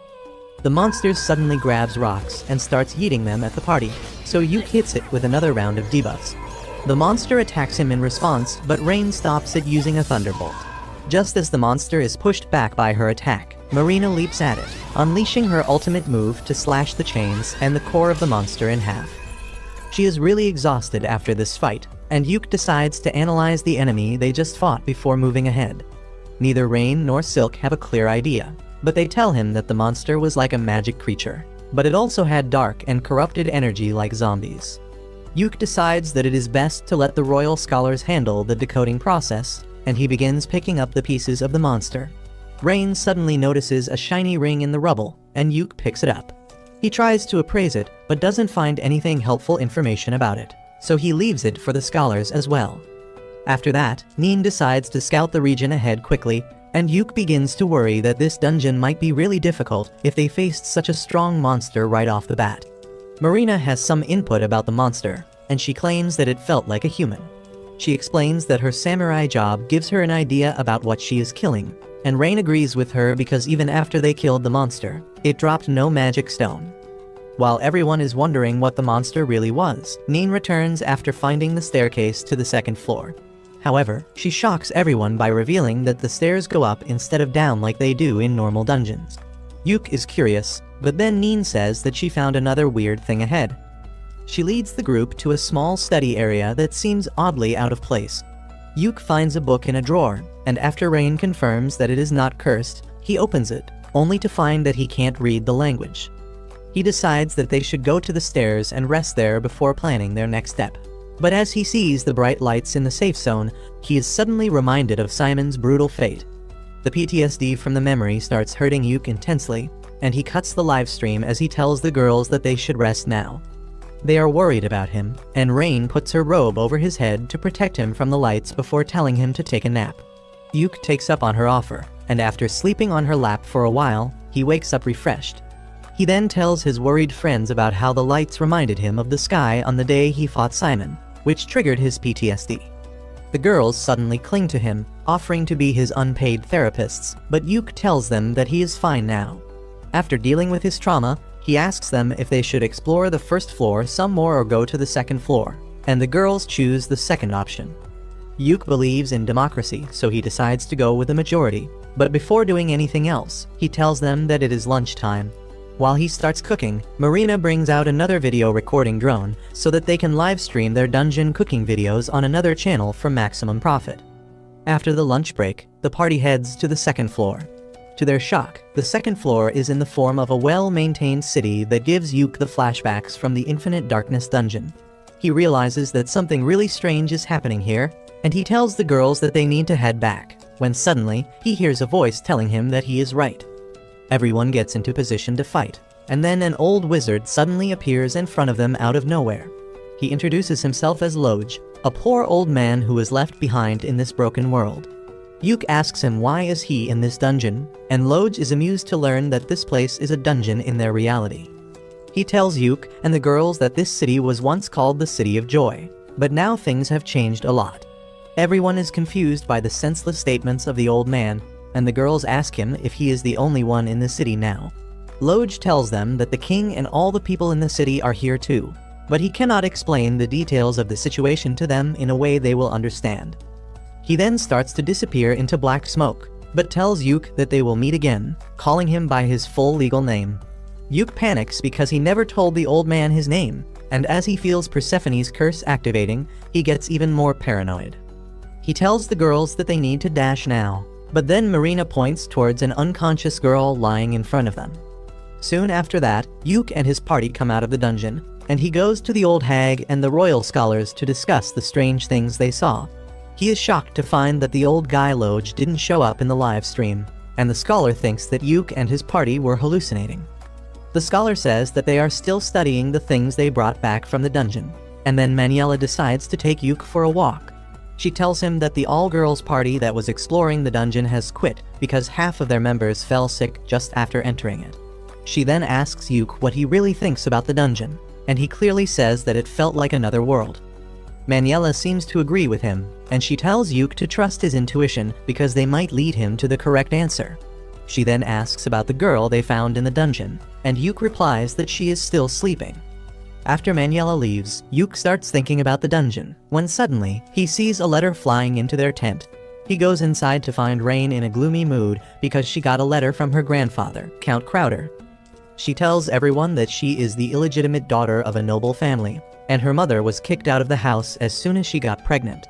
After her mother's death, she joined the Magic Academy somehow and became an adventurer. But now her grandfather, who never even acknowledged her existence, has sent a letter calling her back. As Rain starts crying, Yuk reads the letter to learn that Count Crowder has fixed Rain's marriage with the second prince of Salmuteria. He still calls her a bastard and tells her to be grateful that she is getting a chance to serve the family, and everyone gets furious on reading that. Rain is really devastated and doesn't know what to do, but Marina tells her that there is a simple solution to the problem, which is ignoring it entirely. She points out that Rain's name is not even written on the letter, so they will pretend that it was not meant for her. And though it sounds really dumb, Yuk is on board with that idea. He burns the letter, saying that now there is no proof that they even got it, and the relieved Rain hugs him and starts to cry. Yuk comforts her, saying that if the Count tries to reach her again, they will come up with an even better plan. He then asks Neen to contact the guild receptionist, who is also her mentor, and request her to collect all info on the Count and the second prince of Salmuteria. He also wants her to erase any proof that Rain is from the Count's family, and Neen agrees without even realizing that her mentor used to be a legend back in the day. After that, Yuk tells Marina and Silk to prepare for the next dungeon run, while he takes Rain outside to talk. He tells her that he has a reckless idea to save her from her family, but that involves marriage. Rain blushes as Yuk explains that if she marries him, she becomes his property according to the rules of Salmuteria, and then no one from that country can take her away from him. Rain has no doubts or hesitation about the plan, and she agrees to be Yuk's wife even if it is just an act. The next morning, Yuk and Zack, the leader of the second party, meet with Maniela, who tells them that they are going to continue the dungeon exploration mission after all. Zack is really excited about it, and also quite hostile against Yuk as he tells him that his party is going to explore the dungeon first. After the weirdo leaves, Maniela tells Yuk that his marriage with Rain has been approved, and she is pretty confident that the marriage won't stay a fake one for long. After that, Yuk and his girls head to the dungeon once again to explore the city on the second floor. Neen goes ahead to scout it as usual, and she immediately comes back running to tell everyone about a giant cocoon in the city square that looks creepy and dangerous. There is one cocoon on each pillar, and Rain senses a dark and corrupted mana being released from them, which is similar to the chain monster. Neen decides to scout the cocoons, but as she goes near them, she gets hypnotized by the cocoon's eye. Immediately after that, a mouth appears in front of the cocoon's belly, and it lunges towards Neen to swallow her whole. Luckily, Yuk saves her from becoming monster food, and once Neen is at a safe distance from the cocoons, all of them go back to sleep mode. Neen also returns to her senses, and Yuk realizes that they need to fight the monsters with ranged attacks. Marina eagerly pulls out her crossbow for that, and Yuk tells Silk to do what she does best. He asks Rain to use ice magic because if the cocoons are really some sort of bug, temperature changes will hurt them. After that, he buffs everyone with his support spells and then runs towards the pillars. The cocoon monsters try to hypnotize him with their eyes, but Yuk uses a flashbang spell to blind them, and then uses a more powerful blindness spell to keep their eyes shut. Marina and Silk immediately fire their arrows, defeating 3 of the 4 monsters. But when Rain shoots her ice magic at the last one, it proves ineffective. Marina decides to steal her kill and charges at the monster with her ultimate move, with Neen and Yuk supporting her to finish the monster. The monsters drop rings instead of magic stones, and Yuk collects them all. He then notices that Marina has been standing silently in a corner ever since defeating the last monster, and he asks her if everything is alright. She is about to tell him the truth, but then sees the camera drone, so she tells him that she needs some time to settle down. Yuk realizes what she wants, so he suggests that they rest in a nearby building and cuts off the livestream. While the group has a tea party, Marina tells them that when she cut down the cocoon monster, she felt like she was cutting a human. However, that is not the surprising part. She says that the pillar she cut down along with the monster felt like a human too, but she couldn't be certain even though she should be because of her samurai job class. Everyone is stunned to hear this, and Yuk suggests her to try cutting something in the room, but Marina says that she has already tried that, but the results were still not clear. She feels depressed and helpless, but then Silk says that she also feels something is very wrong with this place because the spirits are not communicating properly with her. She says that it somehow feels like the land of the dead that Persephone rules, and Rain agrees, saying that the mana here is not normal. Yuk agrees with all of them, and he says that they should go to the rooftop to get a better view of the city before doing anything else. Once they see the full expanse of the city from the roof, Yuk says that they will aim to enter the castle at the center of the city today, and once they explore it, they will call it a day. With that, they start walking towards the castle, but the silence of the city gives them the chills. They wonder if no one really lives here, which reminds them of the mysterious old man named Loj. While Yuk thinks he really might have been a hallucination, Rain disagrees with him because she has the sanity ring he gave her that makes her resistant to any mental effects. Everyone believes her, and they think that since Loj was real and still didn't appear on the livestream, he must be interfering with their drone cam. Suddenly, they spot Loj at the gate of the castle, and they immediately reach him, asking what is wrong with this city. Loj tells them that this city is completely fine, and the people here are saved so well that they don't need to be saved from anything ever again. Yuk asks him if the monsters they fought earlier were humans, and instead of giving him a clear answer, Loj starts a philosophical lecture on what actually is a human. Realizing that he won't answer this question, Rain asks him about the golden rings. Loj tells her that they are called the One Gold, and Rain asks what is he compiling with them. No one else understands this wizard mumbo-jumbo, but Loj warns Rain that the knowledge she is seeking will traumatize her. He tells her that she already knows what the purpose of the rings is, and then vanishes, telling Yuk and his party that they will meet again. Yuk asks him if he will tell them the truth the next time, and Loj tells him that the truth will find them in its due time. Everyone is even more confused now, but then the gates to the castle open, and they decide to explore it quickly and then head out. Later, Yuk analyzes the recorded clip and the castle's layout with the supervisor of royal scholars and Maniela. They now believe that Loj is not a hallucination, and Maniela compliments Yuk on his good work. Even the royal scholar praises him, and Yuk is taken aback by this because the man in front of him is Viscount Bodman, a renowned scholar and one of Yuk's favorite authors on dungeons. Bodman then presents the report on the gold rings and says that they were derived from humans. Yuk tells him that they already had a hunch about this because of Marina. Manuela says that if the monsters inside the dungeon are really humans, then things get tricky, because they will need to restrict the adventurers who can enter the dungeon. Yuke then tells them that Marina felt that even the pillars in the dungeon were humans, and this shocks both Manuela and Bodman. Yuke says that he brought some samples from the pillar and other places, and Manuela immediately calls an office worker and asks about the appraisal status of those samples. The man tells her that the appraisal will take one more day, but she tells him to spank the chief appraiser and tell him to get it done by the end of the day. After that, Bodman tells Yuke that he has already received a request from Rain, and his men have started producing an artifact like she requested. He then begins talking about the all-girls party that entered the dungeon but didn't make any progress because their members fell sick. He explains that the people who watched their live streams also suffered similar symptoms from mild fever to severe violent outbursts. He thinks that there is something wrong with the stream, and Yuke immediately thinks about Loge calling the second floor of the dungeon, the city tainted by twilight. He is sure that the golden light of the city is the reason behind all the problems, but there is no way to prove that right now. Bodman then tells Yuke that the country will take its time to decide what to do with the dungeon, but his party is needed to stay in the city for the time being so that they can do a few more runs. Yuke agrees to do that and leaves the tent, only to find Min dashing towards him frantically. She informs him that the girl they found in the dungeon has woken up, and she suddenly went Super Saiyan. Yuke runs to his party's tent to see what is up, and he is astonished when he sees the girl floating in the sky while radiating a pure golden light. No one has any idea what is happening, but then the girl suddenly calls Yuke by his full legal name, saying that she was waiting for him. She says that she was once called the Golden Priestess, but there is no time to talk about that. She tells Yuke that his world is in serious danger of facing an event called the culling, which means the destruction of most of the life on this planet.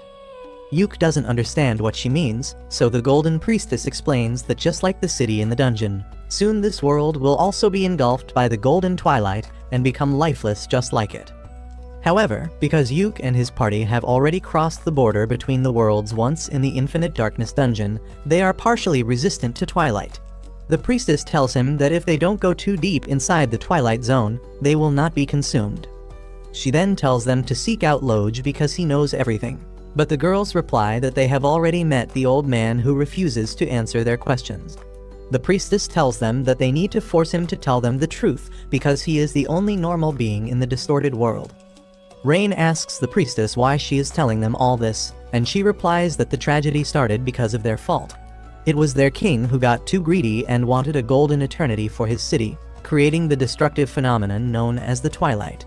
She throws in a bunch of heavy words in the conversation like the fruit of world tree, the ultimate treasure, and some more, but no one understands what she means. In the end, the priestess asks Yuke to stop the Golden King and destroy his treasure because that is the only way to save his world from certain doom. With that, the golden glow leaves her, and she suddenly turns into a normal human named Rune. Her personality completely changes as a result, and she tells Yuke that the woman who just spoke to him was not her, but she can sometimes access her body to communicate with others.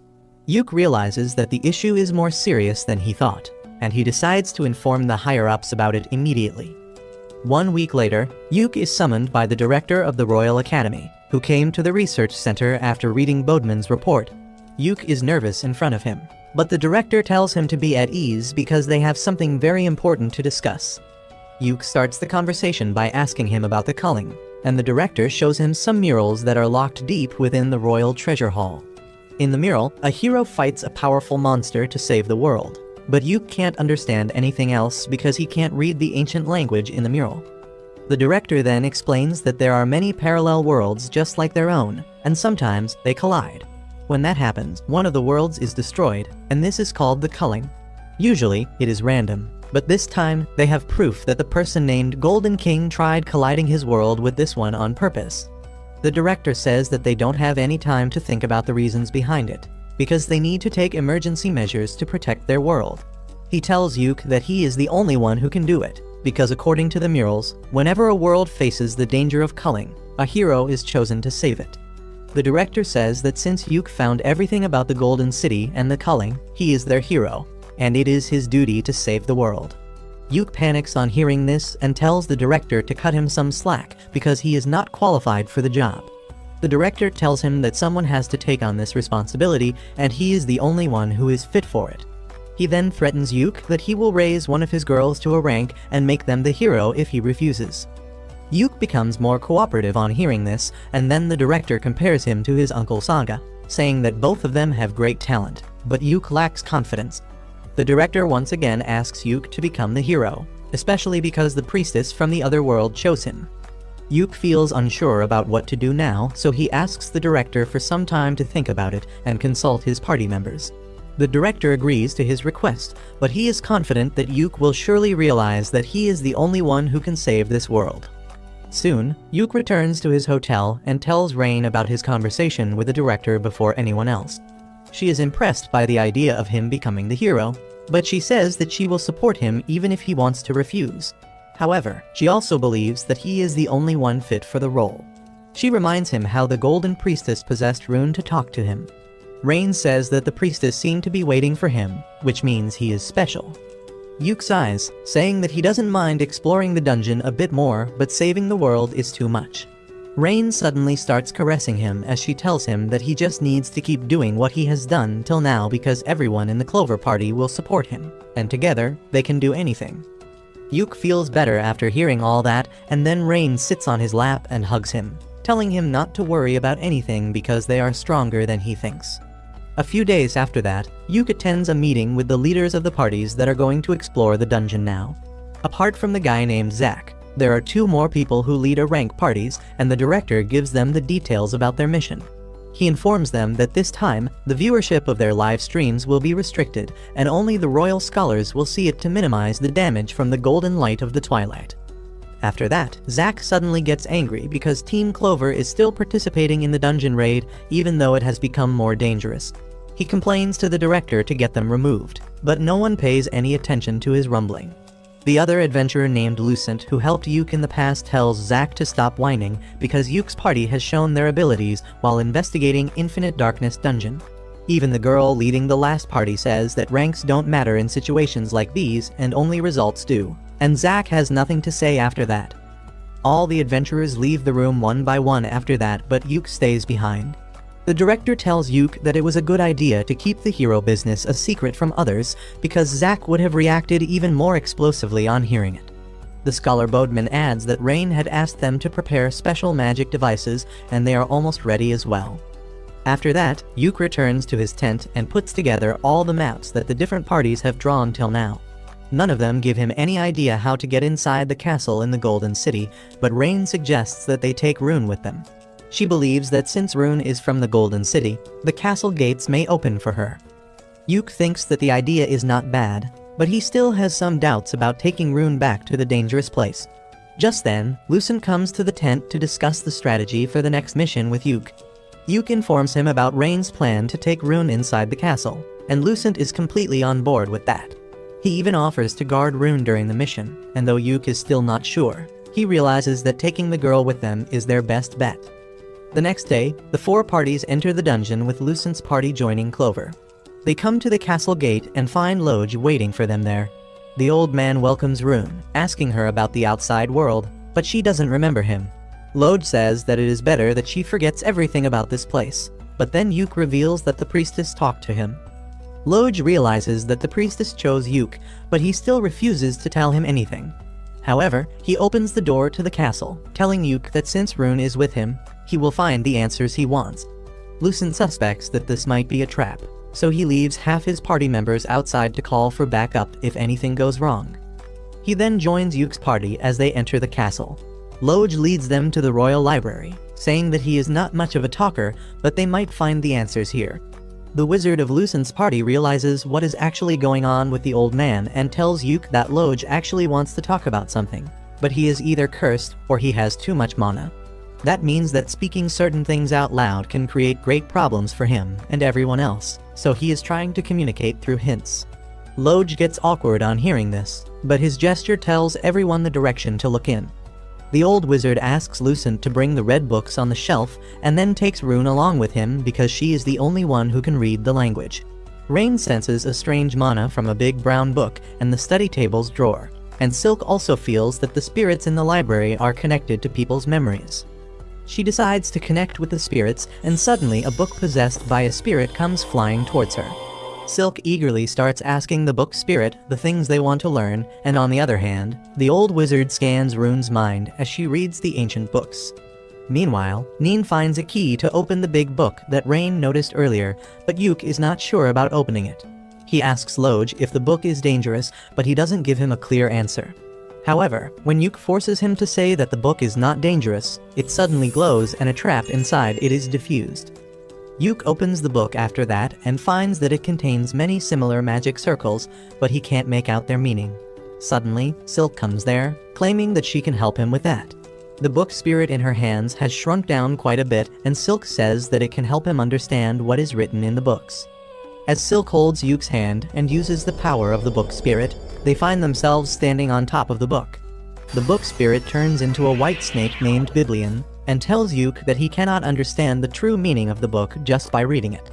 The spirit snake says that it will interpret the book correctly for him, and Yuk takes up the offer. The spirit snake uses its power to drown Yuk into the memories of the person who wrote the book. The author tells Yuk what the book is about, and when he returns from the memories, Yuk explains to the girls that this book is about creating a chain of spells that can create an extremely powerful result. The rest of the girls don't understand what he is talking about, but Rain and the old wizard from Lucen's party realize how powerful the spell is. Yuk asks the old wizard if he is finished with his task, and he replies that the red books contain the history of the Golden City. According to the books, the City of Joy was the capital of a rich and advanced kingdom, but one day, they had to face an event like the culling, so they tried to come up with a way to avoid that.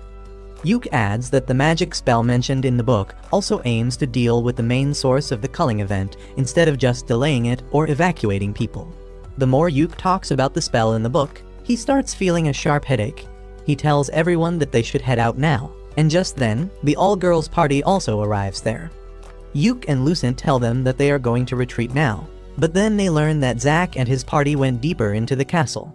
Yuk decides to leave them alone because they can't stay in this dangerous place any longer, and the leader of the girls' party says that she will stay on guard till Zack returns.